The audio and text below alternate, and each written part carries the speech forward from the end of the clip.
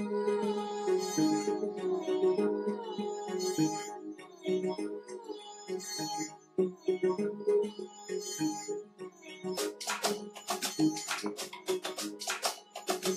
right, welcome back. Welcome back to yet another episode of the Talkatives Football Podcast. And for our, Yes. for our, for our audio listeners, you can't see it right now, but Zach is waving a Chelsea kit You know in what? front because they had their best performance of their season today. You know what? We've talked about him negatively a lot, so you know what? Why not? Let's start there. And also, it's just me and Zach today. We're carrying it for the guys, but yeah, Chelsea, Aston Villa, FA Cup. What was this? So now what? You're on to the quarterfinal? Yes. So, I'm not gonna lie. I'm not gonna hate on you guys today because you did look good. As I said, in the opening, it was honestly your best performance of the season. Everybody looked damn near unstoppable today. Yo, Madueke, no knee Madueke. Nonzino, Sheesh.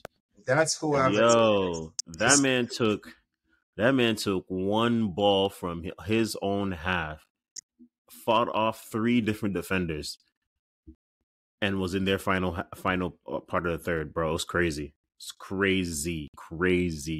But no, I had to give it to you. On this day, your players finally picked up what Poch was putting down. I think it's commendable. That's all I have to say. You know, on the other side, from to say about what Jackson slander. yes, Nico Jackson had a good day. He had a good day. He showed up against a club that's performing well. So Is he better than Armando Broya? Let's put this to bed, Talkatives fans. Is he better than Armando Broya? If we were live, we'd have this open chat. But maybe someday in the future we'll probably start doing live stuff on YouTube. Who knows? But for right now, I'll say for right now he is better than Armando Broja. I mean, now that Armando Broja is in Fulham, you guys have freed him, let him go on loan to Fulham. Now, maybe now he could start showing what he has, and hopefully they can make that permanent because he needs to be away from Chelsea. I mean, you're laughing. Didn't you hear what the news that was out this week saying that Enzo Fernandez is looking to be out? What do you think his celebration was after he scored today and took off his shirt and reminded everybody that this is the club. This club is where I signed a 10-year contract. No, he took off his kit and pointed to his name on the back. Stop it. Your badge was nowhere near where he was pointing. Your badge was nowhere near when he was pointing. It was the Chelsea kit. That's all I'm saying. The Chelsea kit. This is Chelsea. This is where I am. Come on now. Quit playing. It's fake news. Just like what did Arteta say? That's fake news. Exactly. So are you gonna finally put your faith behind Poch? No. Hell no. You're a hater, bro. What? I say you're a hater. You have been going against our players all season long. Yes, Poch has been doing his thing. So, or at least trying to. They put together the best performance of the season. Mm-hmm. I want to bring up Poch. Oh, Poch. Oh. The only thing Poch did right this game is with the selections from the start. What have I said? You're disrespectful. What have I been saying from the start? Thiago freaking Silva needs to retire with his wife. I think her name is Martha. On some beach in Fiji. I'm sorry. I love the guy. He's still crazy. One of our best players. But we're not going to be consistent enough if you play every game. He came in as a sub today and did his job. Great. But I don't need him to start 38 games. That's not going to be a successful season if Thiago Silva is starting. I've said this over and over again. We need to find a backline that does not involve Thiago Silva, please. And look at how we manhandled the Aston Villa's forwards. I mean, Leon Bailey looked like he wanted to go back to Jamaica. Ollie Watkins, my goodness. Okay, but here's the thing. Here's the thing about this, right?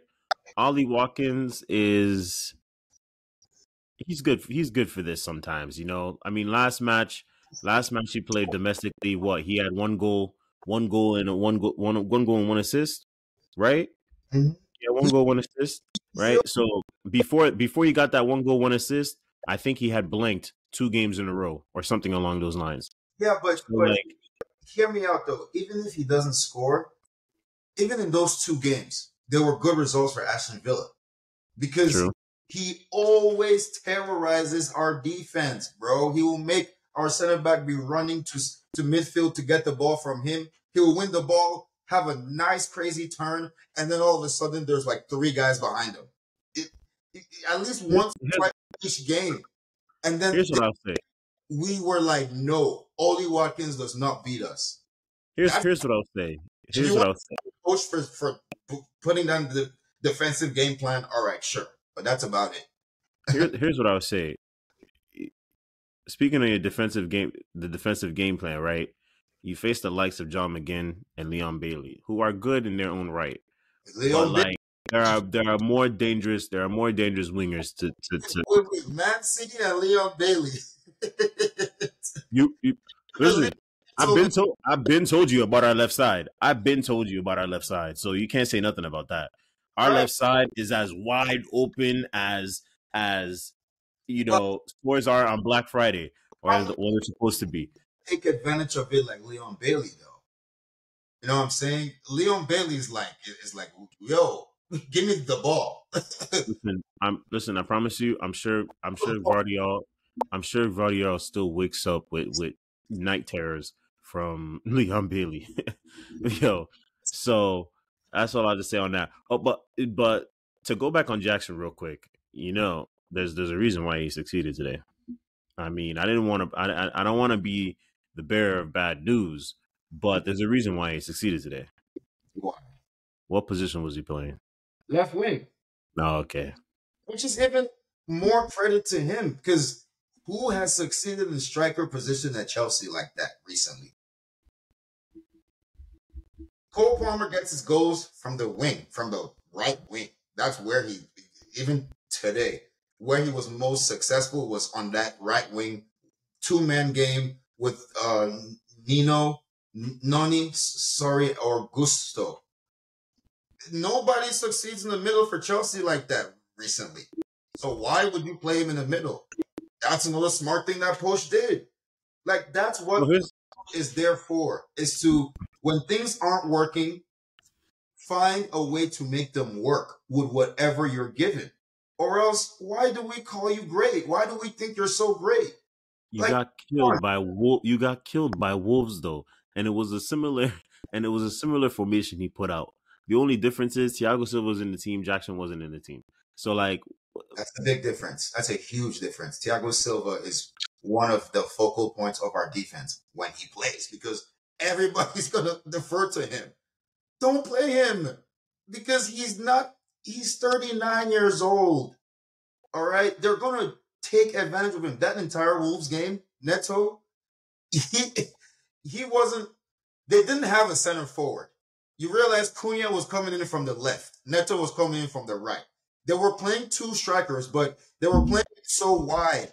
So they were pulling Thiago Silva out wide.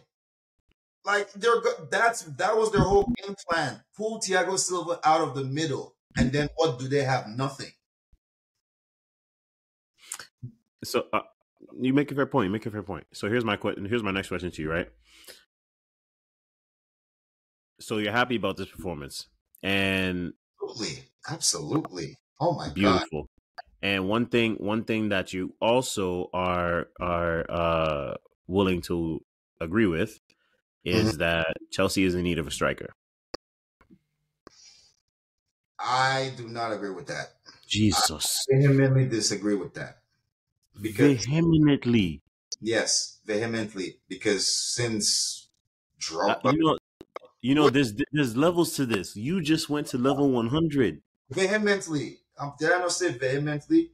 Because since Drogba and Diego Costa, we haven't found a consistent striker. So, what is the definition of insanity, Marcus? Would you tell me? I mean, doing the same thing over and over again And without trying to improve on it. Morata, dud. Who? Dembaba? Are you kidding me? You want me to go through the strikers before we go to Kai Havertz, Lukaku, Lakaka? Should I call him? He's doing well in Roma, great. But still, they can't handle the pressure of London. They can't handle the pressure of the big games. Drogba, let me tell you how good this guy was. He played in 11 finals for Chelsea. He scored in all 11 of them. Every final he played, he scored. Big games, he scored. It's like, that's what us Chelsea fans are used to. You know? And we've been trying to replicate that since Drogba left. Diego Costa, very good, great, but he wasn't Drogba. But he still, he had like, what, 20-goal season for us? So that's the best striker we've had since Drogba? Are you kidding me? So you're going to tell me Osimhen is going to come and do what? Marcus, tell me, what's Osimhen going to do? I mean, you're right. I wouldn't like Chelsea for Osimhen, but maybe there's other strikers for you. Who? I think a Dominic Solanke could come in and perform for you. You're a mid-table club, so I think a mid-table option is perfect for you. So anybody other than Mbappe or Liao? What are we talking about? Matter of fact, hold on. So let's say Martinez or Lautaro Martinez. What are we talking about? Seriously. You think Lautaro would want to leave Inter?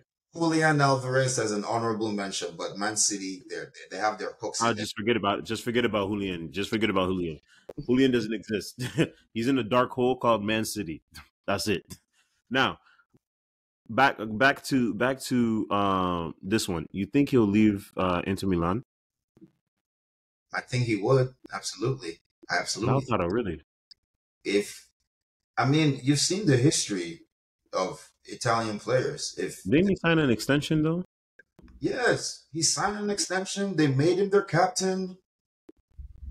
Actually, like, they were like, what everyone is saying out of Italy about Lautaro Martinez is insane. Like, because he's 26, 27, and they're saying, like, basically he's the leader in the locker room. He's first in, last out. He works the hardest. Everybody, like all the new players that come in, veteran, newbie, whatever, he goes out of his way to make sure that they feel at home. Like, he's just a straight up leader, man. I would love to have a guy like a striker who's a leader like that. Where do you see that? Yeah. So. Yeah, bro. You're gonna have to pay some big money for him. It's looking like he's finalizing a deal, an extension to last until June 2028. Yeah. The deal would net him 7 million euros per season. You have to be stupid not to give him that if you're Inter Milan. Yes, he's a 20-goal per season striker, and you made him captain. And like your entire team, the entire fate of your football club lies on this guy. You pay him. That's why I'm like, yeah, I would pay 120, 150 million for him, because he's the kind of player that can carry a club. Drogba. That's what I'm saying. He could carry us through whatever thick and thin. We're losing games. Okay, he would score a goal that would get us a pivotal win. Like, we don't. What I'm basically trying to say is, we don't have. There's three of those strikers that I consider that, and then, or four if you want to say throw out Julian Alvarez. But there's three guys that I consider that have the ability to carry a team, and besides those three guys, you're going to bring in somebody else that's just going to be another guy that maybe pops in 8, maybe 10 goals if you're lucky a season. I'm sorry, like whatever players we have now, they are good enough to win us games. They are. I said that, and I keep saying that they're plenty good enough. It's just our coach needs to coach and stop. Well, I don't know, relying on the past veteran players to give you what. Like I really love the fact that he took away captaincy from Thiago Silva because he's like, yeah, like this is the new age. We need a new captain. We need a new thing. So Reece James was a captain when he's there, but now it's Chilwell. It should be because James and Chilwell were one of our most pivotal pieces of our championship winning season, which is our best season so far with this team. So I love that he's noticing things like that, but my guy, notice things on the pitch, your selections, man. He did a good job. Right. No, I agree with his selection today. I agree with it. Benching Sterling for Madueke, I'm fine with it because I know what ability the kid has. And like you said, you saw what he did. Hey. And that's where we'll leave that on Chelsea. Now, moving on, we got another set of exciting. Well, I guess one was very exciting and another was less exciting, to say the least. But if you don't know what I'm talking about, we're talking about AFCON. You're right, AFCON, I'm sorry. We now have our finals matchup, Nigeria versus Ivory Coast. Everybody's so surprised once Nigeria and Ivory Coast broke through to the semifinals. I mean, South Africa made it tough on Nigeria, bro. That game was serious. That game was serious. It was like, I'm not gonna lie, it was like watching two heavyweight fighters go back and forth, blow for blow. Like it was penalties everywhere. Oh my gosh. Yeah. Yeah. It was down to the wire, but at the end of the day, did you really think South Africa was gonna win that game? I mean, they played well enough, and considering Nigeria's form, it's not like Nigeria's had the best of all tournaments. It's not like every team they came up against, they completely smacked them or anything like that. And considering in most cases, they actually had the talent to, and that's not the kind of performance you saw. I don't know. But just like to Ivory Coast, they've won games that they played terrible, like bad. They've sucked. Those are the dangerous teams. South Africa played the best game of their life.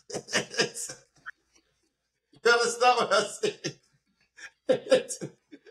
They channeled Kobe, Jordan, Kareem, and took them to penalties.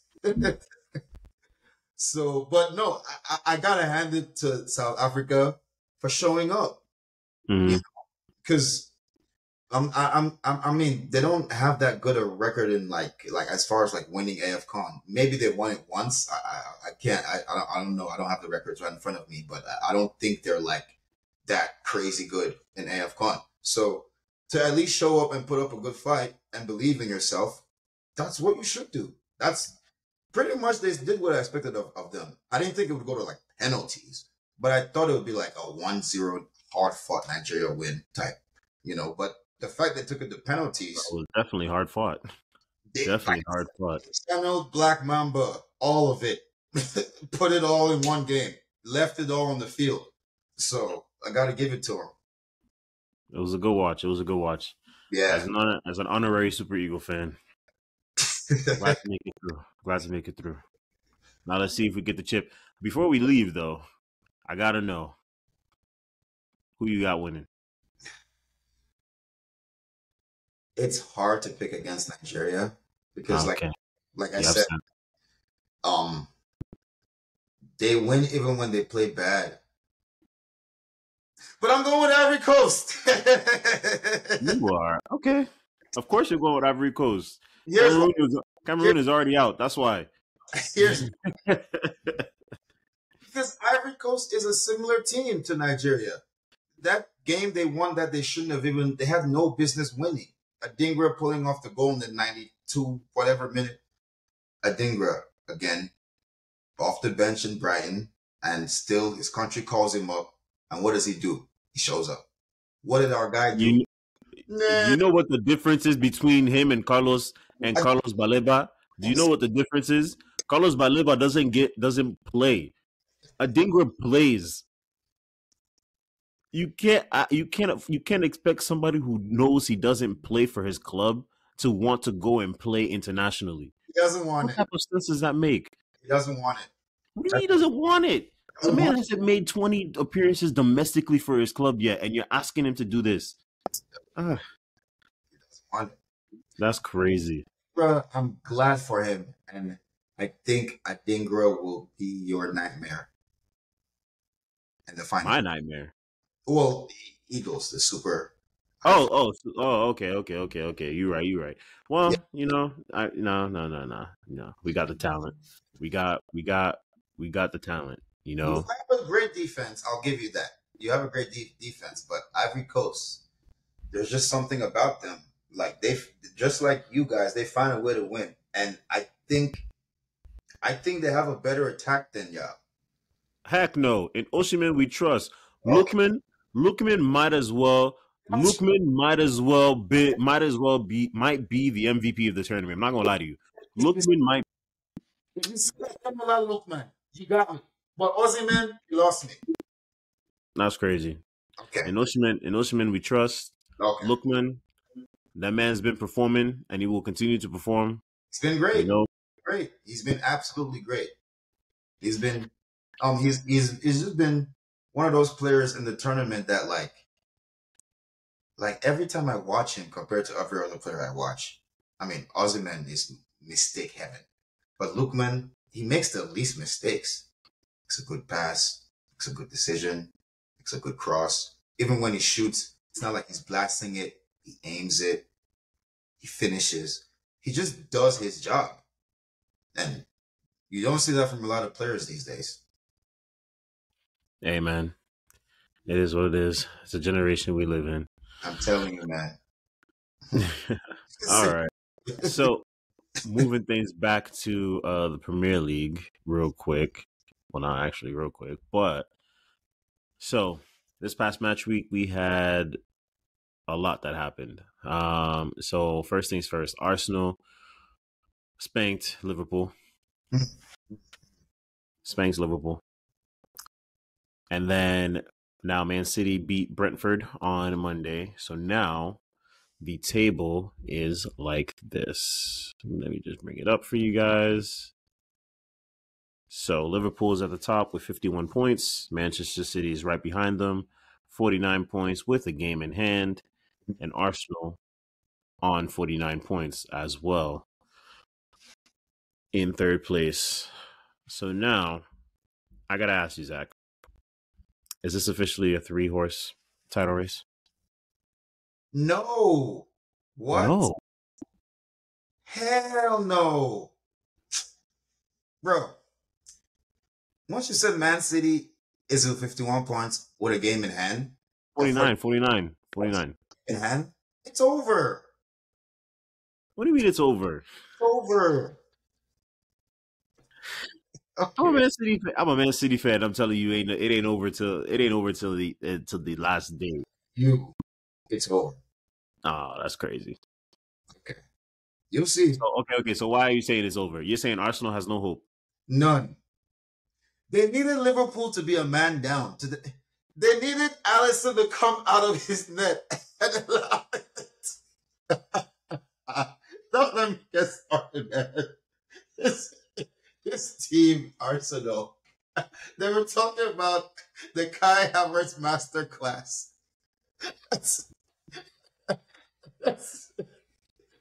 yourself. God. Sorry. Oh, yeah.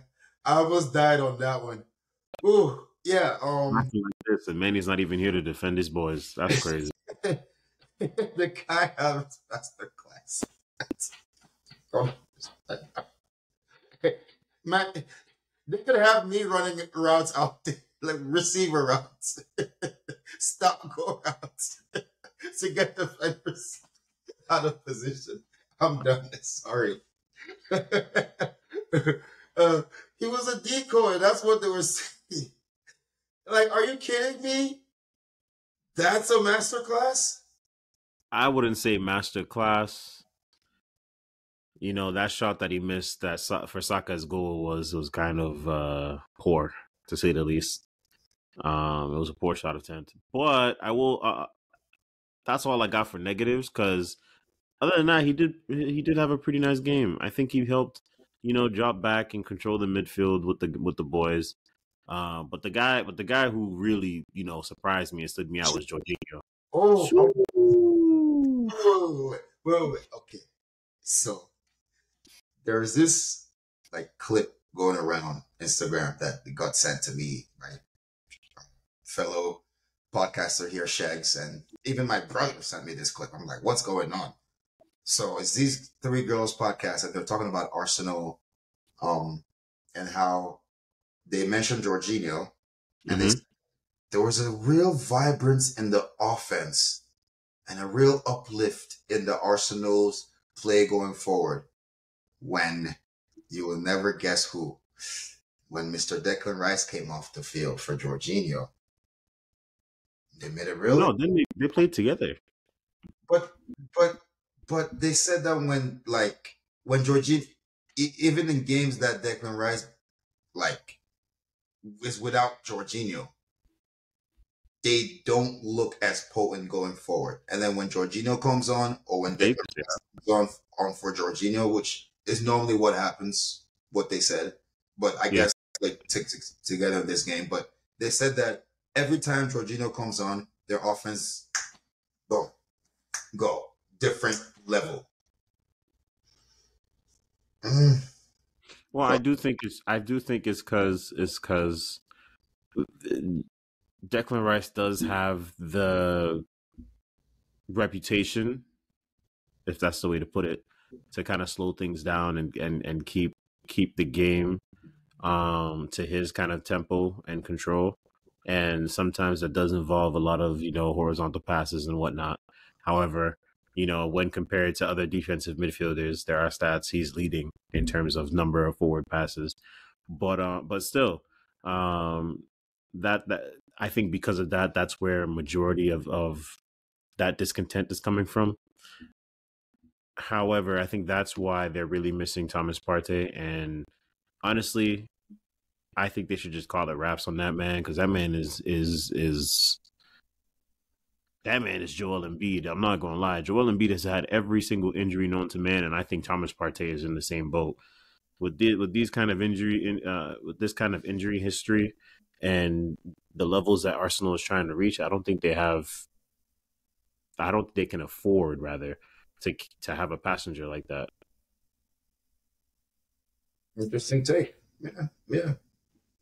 That makes sense. But in any case, you don't think it's a 3-horse title race. That's crazy. Even though we have a game in hand, I think it's very easy for us to draw. The only thing Liverpool going to win it without Saga. Yeah, I understand he's coming back. Yeah. Really? Salah's going to be back mid-March. When you really think about that, how many Premier League matches are going to be? 4 at most? Yeah, no, like I said, I understand he's coming back, but still, you really think they're going to win it? Even with Salah coming back, not playing in how many months now? It's only going to be probably 1. 1? Maybe 2? No, because he was playing at AFCON before he got injured. Okay, but still, though, that was like 2 weeks ago. Yeah, so by the time, it'll be a little over a month. Yeah, because it's mid-March. He's due back. We'll see, man. We'll see, but yeah.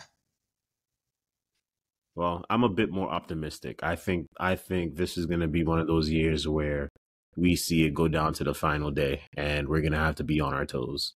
And by we, I mean us, Man City. No, y'all got no. Pep got this. The Brown is back. Even without Haaland, it doesn't matter.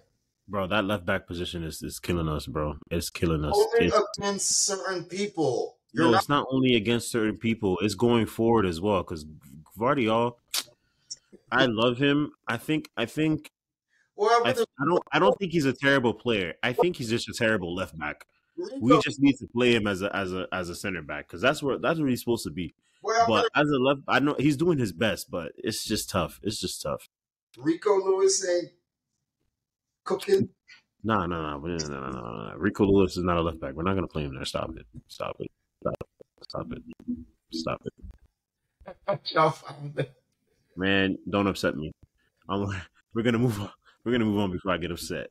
Um, News that came out this week. I think it was Monday or Tuesday from the Mbappe family and his camp. They've chosen Madrid. They've officially decided this is it for PSG, for their time at PSG rather, and their plan is to move to Madrid in the summer. So how does this affect everybody else, my guy? What? And by everybody else, I mean first you can start off in La Liga, and then you could discuss, Europe because of Champions League and things like that. It doesn't really. Really? Yeah, really, because what 2 years ago they said this came out. He's already built up the hype too much. Like we've already prepared for this 2 years ago.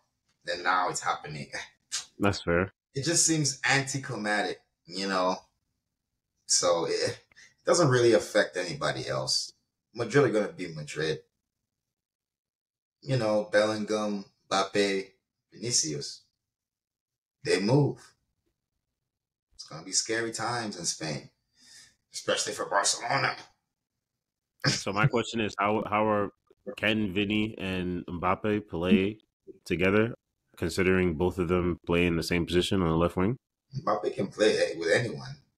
I mean, yeah, but in his rightful position though. Mbappe played right midfield in a 4-4-2 when they won the World Cup. Mbappe can play with anyone. So Rodrigo's going to the bench. Understand about Pele Jr. No, you don't have to bench Rodrigo. So where is he gonna play? Because Rodrigo plays on the right now. He can play on the right. Mbappe can play in the middle. He can play on the left. He can play on the right. He can play on the Mbappe left. say he don't really like playing down the middle though. It doesn't matter what Mbappe likes. Mbappe whatever. This man has been to 2 World Cups. What makes you think he's gonna like? He's a Galactico though. What do you mean? Who cares what he likes? Of course, you care what a Galactico likes. Yeah, but that's the point. He's a Galactico. You're gonna do as the Galacticans do. You're gonna play what the Galacticans tell you to play. That's how it works over there. If you don't score goals and assists, you're on the bench. So Mbappe is gonna show up wherever they play him. Trust me. You know how they do things over there, man. You know how things work over there. Pep is right. They're way more cutthroat over there than England. England, it depends. If you are Saga, you are English, you are England's golden boy. You have Kim Kardashian on speed dial. They'll let things slide. Even if you're phony Phil Foden, bro. I'm disrespecting Phil Foden like that. You need to put some respect on his name. He had a hat trick in our game, bro. You know what? Don't piss me off. All right, honestly, don't piss me off. It's just. I will stop calling him phony from here. 12 goals, 9 assists on the season. In all clubs. Philip. Okay? Philip Foden. That's what I'll call him. So, back to my point. Either way, there is a different expectation when you come to Spain. It doesn't matter where you come from. We will bench you. We will ridicule you. We will throw things at you if you suck.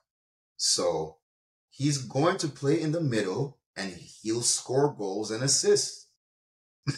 Well, I don't know what you're supposed to say. Oh, he doesn't want to play in the middle. Oh, he can't. Watch him. Okay, if you say so. If you say so. If it works out, hey, that makes for beautiful football. Follow-up question. It's prediction time.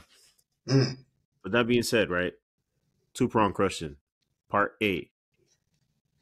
Do they win La Liga in the first season Mbappe's there? Part B. How many seasons does it take for them to win the Champions League after signing Mbappe? Part A, hell yeah. Okay. Part B, is Militao still on the team? Absolutely. No. So how long? Give us an estimate. Ever. They will not, Ever? they will Wow. never Champions League with Militao on the team. That's crazy. Wow. Well, for me, part A, I would say 100% they're going to win that in the first season.